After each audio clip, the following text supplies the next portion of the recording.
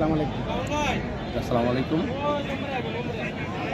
সবার আগে বাংলাদেশ এই প্রতিবদ্ধ নিয়ে আগামী দিনের সফল প্রধানমন্ত্রী যিনি হতে যাচ্ছেন আমাদের দেশনায়ক জনাব তারেক রহমান বাংলাদেশ চষে বেড়াচ্ছেন ধানের শীষের প্রতীক নিয়ে প্রতিটি জেলায় জেলায় প্রতিটি ক্যান্ডিডেট প্রার্থীর পক্ষে পাশে দাঁড়াচ্ছেন, বাংলাদেশের আপামর জনসাধারণের কাছে ভোট চাচ্ছেন।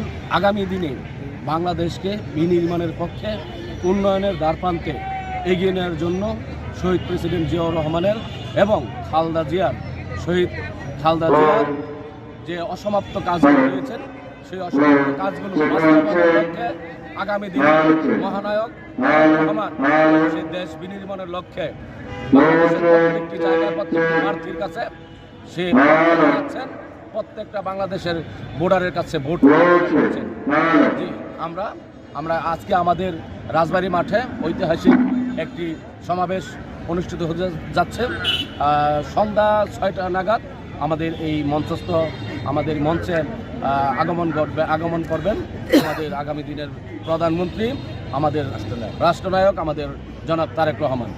আমরা আশা করছি আমাদের গাজীপুর 5টি আসন থেকে জনাব তারেক রহমানের প্রার্থী তারা সবাই সফল কাম করবে ইনশাল্লাহ, এবং এই মাঠ লক্ষ লক্ষ জনতার স্রোতে বা ইনশাল্লাহ লোকারণ্য হবে।